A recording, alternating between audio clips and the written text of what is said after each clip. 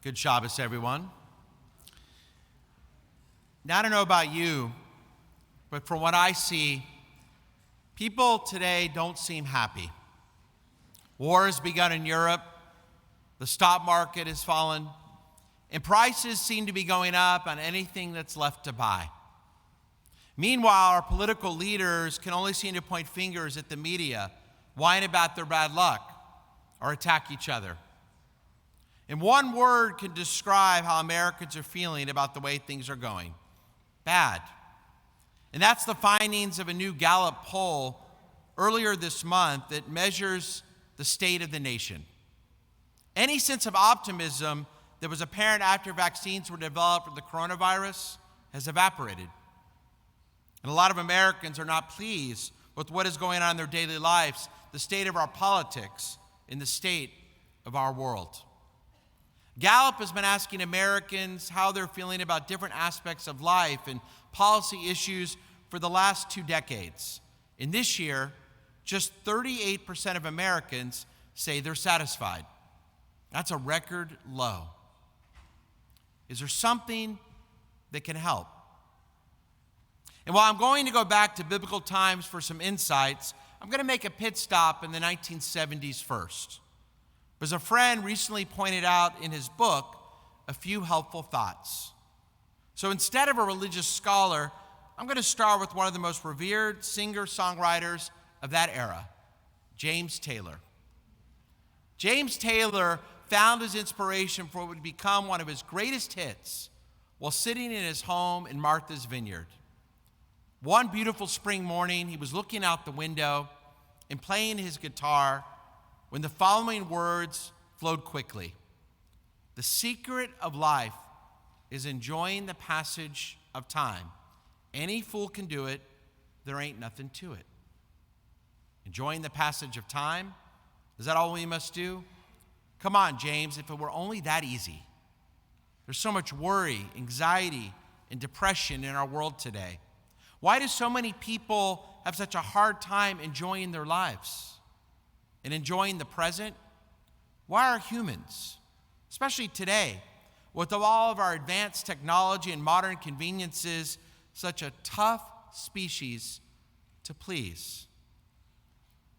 Thankfully, Mr. Taylor doesn't leave us hanging too long, as he goes on to provide some deeper insight on how we can enjoy the passage of time in his aptly titled song, Secret of Life. When he sings, "It's just your point of view. How does it feel for you?" And that, my friends, is it. The key to enjoying one's life is all about your point of view. In other words, your perspective.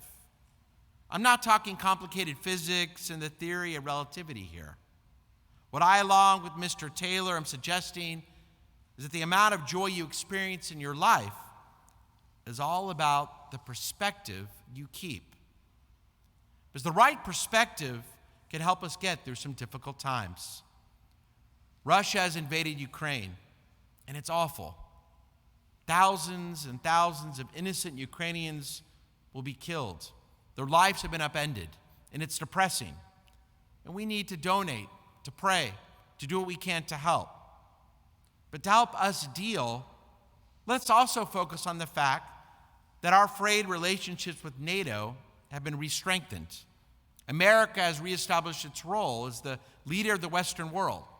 And maybe we'll find some unity in our politics between moderate Democrats and Republicans, finally, on an issue that I think most sane Americans can be united around. The stock market is down. But maybe instead of dwelling on how much money you have lost, view the lower stock prices as an opportunity to invest more cheaply.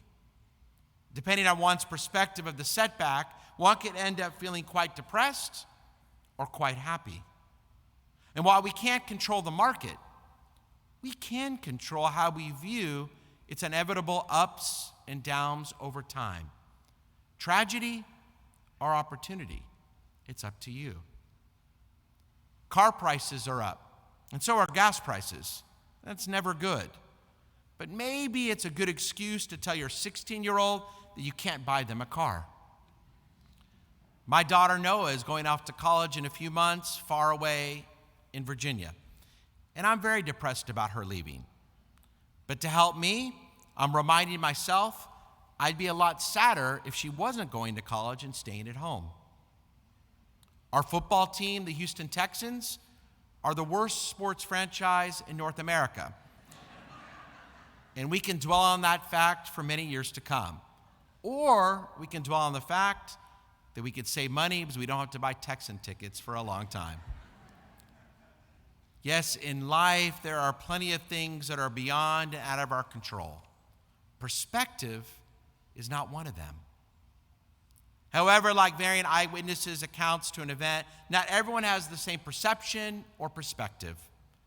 Have you ever been on a date when you thought that there was an undeniable love connection, but as it turned out, the person you were with wasn't so interested in you after all?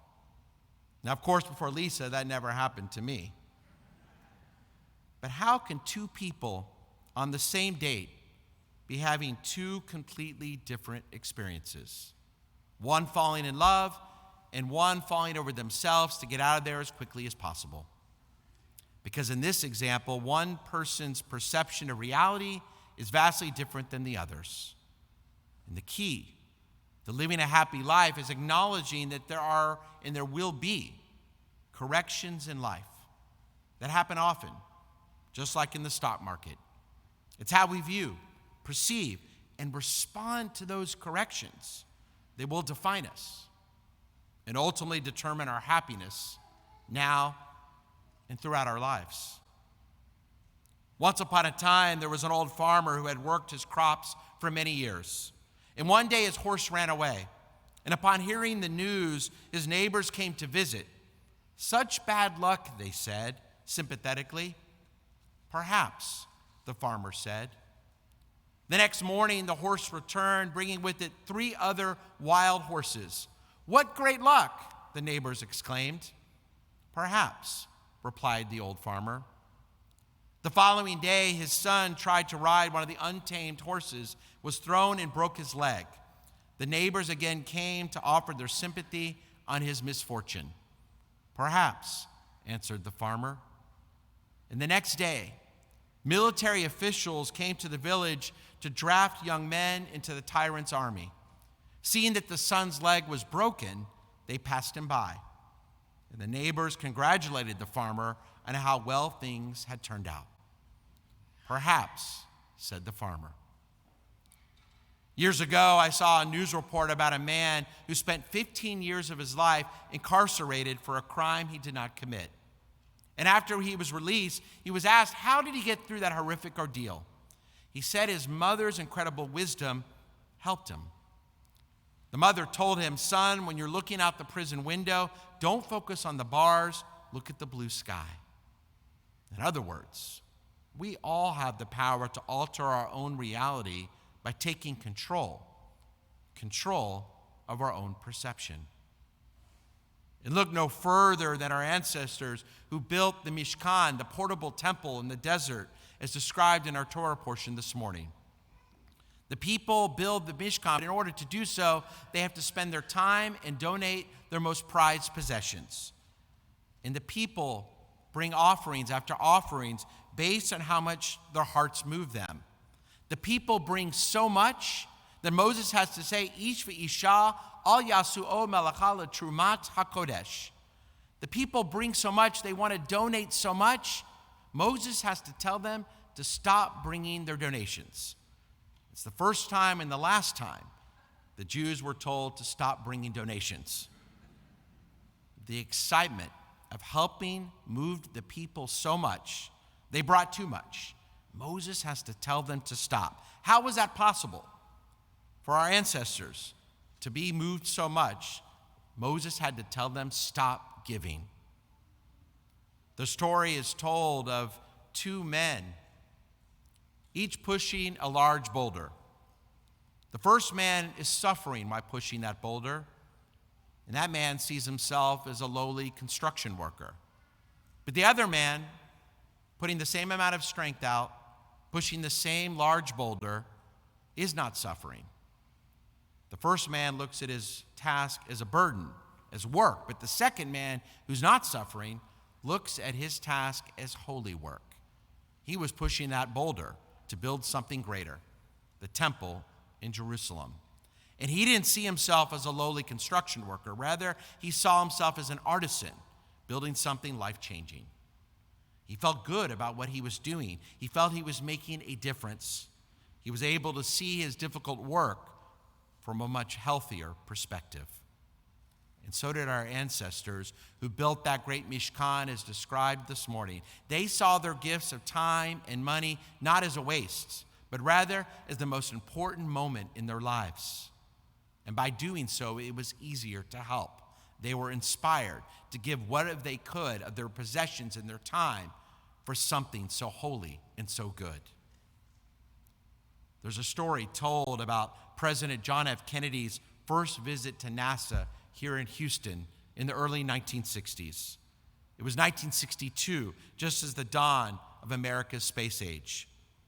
And President Kennedy had recently promised that Americans would reach the moon before the end of that decade. And as the president began his tour of the NASA facility, he noticed a man standing in the building with a broom and dustbin. The president approached the man and said, "I'm Jack Kennedy. What's your job here?" "Well, Mr. President," the janitor responded, "I'm helping put a man on the moon." The moral of the story is that everyone at NASA was essential in fulfilling the goal of landing a man on the moon. No job was too small. And imagine how good that janitor felt about his work compared to janitors working at other places. Yes, it's all about perception. This past weekend, I was blessed to take some vacation time away in Austin to be with my son at his dad's weekend. And while away, as I always find, it helps me gain perspective. But as Jews, every week, we have an opportunity to gain a fresh perspective by observing Shabbat, by putting those phones away and taking a break from whatever work we may have. And to use an image suggested by the great Rabbi Mordechai Kaplan, on the Sabbath we are like painters who can step back from our painting to gain perspective on what the painting of our lives is now and what it should be in the weeks, months, and years ahead. Yes, we may not physically die if we don't take that kind of reassessment and reconnection with those near and dear to us and ourselves and our God every single week. But I do believe that we may die morally, psychologically, and spiritually if we don't ever try to approach our lives with a fresh perspective. Shabbat Shalom.